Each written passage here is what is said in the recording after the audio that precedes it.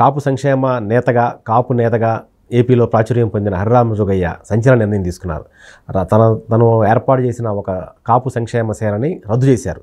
మరి నెక్స్ట్ ఆయన ఏం చేయబోతున్నారు? వైసీపీలోకి వెళ్ళబోతున్నారా, లేకపోతే వైసీపీ సలహాదారుగా మారబోతున్నారా? ఇదే అంశంపై మనతో మాట్లాడేందుకు సీనియర్ జర్నలిస్ట్ సిఎస్ రావు గారు ఉన్నారు. ఆయన అడిగి మరిన్ని వివరాలు తీసుకుందాం. సార్ నమస్కారం. సార్ నమస్తే రవి. సార్, హరిరామ జోగయ్య సడన్గా యూటర్న్ తీసుకున్నారు అనుకోవచ్చా, లేకపోతే ఇక స్ట్రైట్ ఫార్వర్డ్కి వెళ్ళడానికి ముందుకు వెళ్ళడానికి ఈ సంక్షేమ సేనను రద్దు చేశారు? ఆయన మైండ్లో ఏముంది, ఆయన ఏం చేయబోతున్నారు? ఇప్పుడు హరిరామ జోగయ్య ఆయన తీసుకున్న నిర్ణయాలు, అసలు ఆయన భవిష్యత్తులో ఏం చేయబోతున్నాడు అనేది విశ్లేషణ చేసుకోబోయే ముందు 70+ వాళ్ళకి బీజేపీ వాళ్ళు కంప్లీట్గా రాజకీయాలు నుంచి వైదొలగాలని ఒక నిర్ణయం తీసుకున్నారు. ఆ పార్టీలో అంతర్గతంగా సంస్థాగతంగా తీసుకున్నటువంటి నిర్ణయం. బహుశా ఇప్పుడు హరిరామ జోగయ్య పరిస్థితిని కనుక చూస్తే నిజంగా అన్ని పార్టీలు అలా తీసుకుంటే బాగుంటుందేమో అనిపిస్తుంది. ఎందుకంటే హరిరామ జోగయ్య అంటే ఆయనకంటూ ఒక ప్రత్యేకమైనటువంటి గుర్తింపు ఉంది. ఒకప్పుడు ఒక మంచి నిజాయితీపరుడైనటువంటి పొలిటీషియను, సమాజం పట్ల అవగాహన ఉన్నటువంటి ఒక లీడర్ అనేటువంటి ఒక పేరుంది ఆయనకి. ఆ పేరుని ఎప్పుడైతే ఆయన ఇన్నర్గా స్వార్థం, ఆక్రోశం, విద్వేషం ఇవన్నీ ఇమిడిపోయాయో, కన్నింగ్ నేచర్ అంటారు కదా, ఇవన్నీ ఇమిడిపోయాయో అప్పుడు ఆయన ఆలోచన తీరు మారిపోయిందేమో అనిపిస్తుంది ఒక్కోసారి. ఎందుకంటే ఇప్పుడు ఒక ఏజ్ పెరిగే కొద్దీ ఫస్ట్ మనకి యంగ్ ఏజ్లో కానీ ఇప్పుడు చిన్నపిల్లలు ఉన్నారనుకో, వాళ్ళని చిన్నపిల్లల్ని దైవాలుగా భావిస్తుంటారు. కారణం ఏంటంటే వాళ్ళకి ఏమి ఉండవు, వాళ్ళు ఫ్రెష్ మైండ్ తోటి ఉంటారు, అన్బయాస్డ్గా ఉంటారు, బయాస్డ్గా ఉండరు, స్వచ్ఛంగా ఉంటుంది మనసు, ఆలోచనలు స్వచ్ఛంగా ఉంటాయి.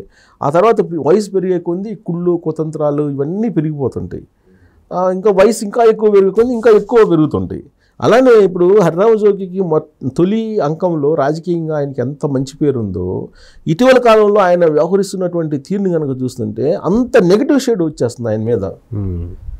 కారణం ఏంటంటే హరిరామ జోగయ్య ఇప్పుడు అసలు ఆయన ఎవరికి పనిచేస్తున్నాడు అనేది ఇటీవల కాలంలో వాళ్ళ అబ్బాయిని వైఎస్ఆర్ కాంగ్రెస్ పార్టీకి పంపించిన తర్వాత తెలిసిపోయింది. అప్పటి వరకు ఒక ముసుగేసుకొని ఉన్నాడు. ముసుగేసుకొని జనసేన పార్టీకి నేను పనిచేస్తాను, జనసేన పార్టీ తరఫునే నేను ఉంటానని చెప్పి ఆయన చెప్తూ జనసేన పార్టీకి రాజ్యాధికారం రావాలి, గతంలో వంగవీటి రంగాన్ని ఉన్నట్టయితే అప్పుడు వచ్చిండేది జాతికి కోసం ఇప్పుడు పవన్ కళ్యాణ్ వచ్చాడు, మనం పవన్ కళ్యాణ్ సీఎంగా చూడాలి, ఇలాంటివన్నీ చెప్పి లెటర్లు రాసేవాడు. ప్రతి 15 రోజులకు ఒకసారి లెటర్లు రాస్తూ వచ్చేవాళ్ళు. రాసి వచ్చి బ్లూ మీడియాకు కూడా ఆ లెటర్లు అందించి అది డిస్కషన్లో అవి పెడతా ఉండేవాళ్ళు ఆయన. సో నిజంగా కూడా కాపు జాతి మీద ఆయనకి ఒక గౌరవం ఉంది, కాపు జాతికి రాజ్యాధికారం కావాలని కోరుకుంటున్నారని చెప్పి అందరూ భావించారు. ముద్రగడ పద్మనాభం కూడా అదే యాక్ట్ చేశారు. ఆయన పాత్ర ఆయన పోషించాడు. సరే, హరిరామ జోగయ్య వచ్చేటప్పటికి ఆయన లేఖల ద్వారా ఆయన ప్రాచుర్యంలోకి వచ్చారు. ఏజ్ అయిపోయినప్పటికి, మంచంలో ఉన్నప్పటికీ కూడా కాపు సంక్షేమ సేన అనేది ఒకటి పెట్టి ఆ సంక్షేమ సేన ద్వారా మొత్తం ఏదో చేయాలని చెప్పి ప్రయత్నం చేశారు. అయితే ముద్రగడ పద్మనాభం అలాగే హరిరామ జోగయ్య నిజస్వరూపం తెలుసుకున్న తర్వాత తాడేపల్లిగూడెం వేదికగా చేసుకుని జరిగిన జెండా సభ ద్వారా ఒక క్లియర్ కట్ మెసేజ్ ఇచ్చాడు పవన్ కళ్యాణ్. దాంతో మొత్తం ఇక లాభం లేదని చెప్పేసి ముద్రగడ పద్మనాభం, హరిరామ జోగయ్య అప్పటి వరకు వేసుకున్నటువంటి ముసుగుని తీసేసి వైఎస్ఆర్ కాంగ్రెస్ పార్టీలోకి ఒక కొడుకుని పంపించారు, కుమారుడిని హరిరామ జోగయ్య. ముద్రగడ పద్మనాభం రేపు మాపో ఆయన కుమారుడిని పంపిస్తాడు, ఆయన కూడా పోటీ చేసిన అవకాశం ఉందని చెప్పి అంటున్నారు. ఇప్పుడు హరిరామ జోగయ్య ఏం చేశాడు, అసలు మొత్తం హట్ అయిపోయాను, నేను తాజా రాజకీయ పరిణామాలను చూసిన తర్వాత హట్ అయిపోయాను, అసలు పవన్ కళ్యాణ్ 24 స్థానాలకు ఒప్పుకుంటున్న రోజే నేను కంప్లీట్గా హట్ అయిపోయాను, ఢిల్లీ వెళ్ళిపోయి పొత్తుకు కుదుర్చుకున్నారు, ఇక నా లాభం లేదు, వేస్ట్ అని చెప్పి కాపు సంక్షేమ సంక్షేమ సేననే రద్దు చేసేసాడు. ఓకే, కాపు సంక్షేమ సేననే రద్దు చేశాడు కంప్లీట్గా. రద్దు చేసి నేను ఇక నుంచి రాజకీయాలతో నాకు ఎలాంటి సంబంధం లేదు, రాజకీయ చర్చల్లో కానీ రాజకీయాలకు సంబంధం లేనటువంటి వ్యక్తి, నేను రాజకీయాలతోటి ఎలాంటి ప్రమేయం లేనటువంటి వ్యక్తిగా నన్ను చూడండి, ఇక నుంచి నేను రాజకీయ విశ్లేషకునిగా మాత్రమే నేను వస్తాను, అంతే తప్ప రాజకీయాలకు సంబంధించి నాకు ఇక ఎలాంటి సంబంధం లేదని ఒక ప్రకటన జారీ చేశాడు తాజాగా. విచిత్రమైనటువంటి ప్రకటన అది. నాకు రాజకీయాలతో ఎలాంటి సంబంధం లేదు, కానీ ఇక నుంచి నన్ను విశ్లేషకుడిగా మాత్రమే గుర్తించండి అని చెప్పాడు. ఆయన చేసేటువంటి విశ్లేషణలు ఎలా ఉంటాయి అనేది అందరికీ ఇక ప్రత్యేకంగా చెప్పవలసిన లేదు. అంటే ఇప్పటివరకు ఏ వర్షన్ వినిపించాడో అదే వర్షన్ వినిపిస్తాడు. అంటే వైఎస్ఆర్ కాంగ్రెస్ పార్టీకి అనుకూలమైనటువంటి వర్షన్ వినిపించేటువంటి ఒక విశ్లేషకునిగా హరిరామ జోగయ్యని కొత్త అవతారంలో మనం చూడబోతున్నాం అనేది స్పష్టత వచ్చింది. సో ముద్రగడ పద్మనాభం ఇప్పుడు ఎలాంటి డెసిషన్ తీసుకుంటారో చూడాలి. ఇప్పుడు హరిరామ జోగయ్య అనేక పాత్రలు వేసాడు, ఆ పాత్రలన్నీ అయిపోయినాయి. ఇప్పుడు కాపు సంక్షేమ సేన అనే దాన్ని రద్దు చేసేసారు. ఇక నుంచి నేను విశ్లేషకుడిగా వస్తానని చెప్పారు. విశ్లేషకుడిగా ఎక్కడికి వస్తారు? బ్లూ మీడియాలో రావాల్సిందేగా. బ్లూ మీడియాలో రావాల్సిందే. బ్లూ మీడియాలో వచ్చి ఎలాంటి వాయిస్ వినిపిస్తారు? వైసీపీ ఫేవర్ వాయిస్ వినిపిస్తారు. వైసీపీ ఫేవర్ కాదు, జగన్మోహన్ రెడ్డిని భుజాలకు ఎత్తుకొని మోసేటువంటి కార్యక్రమం చేస్తారు. అలాగే కాపులకు సంబంధించి పవన్ కళ్యాణ్ని డిటాచ్ చేసేటువంటి ప్రయత్నం చేస్తారు. కాపులతోటి పవన్ కళ్యాణ్ని డిటాచ్ చేయడానికి ఎవరెవరిని ఉపయోగించాలి అనేది ఆల్రెడీ జగన్మోహన్ రెడ్డి ఒక ప్లాన్ తోటి ఉన్నారు. హరిరామజోగయ్య, ముద్రగడ పద్మనాభం వాళ్ళిద్దరి భుజాల మీద తుపాకులు పెట్టి పవన్ కళ్యాణ్ని కాల్ చేయాలనేటువంటి ప్రయత్నం చేస్తున్నారు జగన్మోహన్ రెడ్డి. దాంట్లో వీళ్ళిద్దరు కోట్లుగా ఉన్నారు. ఇప్పుడు మనం అంటాం కాదు, పవన్ కళ్యాణ్ అన్నారు. ఏమన్నారు వాళ్ళు? జనసేనలో ఉంటున్నటువంటి కోట్లు, వైఎస్ఆర్ కాంగ్రెస్ పార్టీ కోట్లు అన్నారు కదా.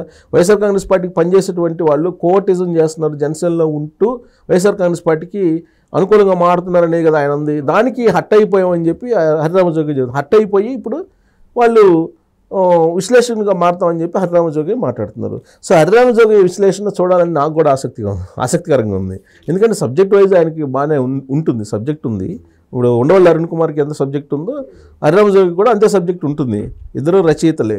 ఇప్పుడు ఉండవల్లి అరుణ్ కుమార్ కూడా అనేక సందర్భాల్లో బాగా డిఫెన్స్లో పడినప్పుడు వైఎస్ఆర్ కాంగ్రెస్ పార్టీ తెర మీదకి వస్తాడు. ఆయన ఉండవల్లి అరుణ్ కుమార్ తెర మీదకి వచ్చేసి ట్రంప్ కార్డ్ లాగా దాన్ని డైవర్షన్ చేసేటువంటి ప్రయత్నం చేస్తారు. అలాగే హరిరామజోగి కూడా ఇప్పుడు మరో ఉండవల్లి అరుణ్ కుమార్ లాగా అవతారం ఎత్తున్నాడు. ఉండవల్లి అరుణ్ కుమార్ లాగా ఇప్పుడు హరిరామజోగి కూడా ఒక విశ్లేషకునిగా డిఫెన్స్లో వైఎస్ఆర్ కాంగ్రెస్ పార్టీ జగన్మోహన్ రెడ్డి పడినప్పుడు లేవడానికి వస్తుంటారు అనమాట. ఇక విశ్లేషణ చేస్తాను, నన్ను నమ్మండి, నేను విశ్లేషకుడిగా వస్తానని చెప్తున్నాడు. సో అంటే విశ్లేషకుడిగా రావడం అని అంటే అది ఒక ప్రకటనతో విశ్లేషకునిగా గుర్తిస్తారా?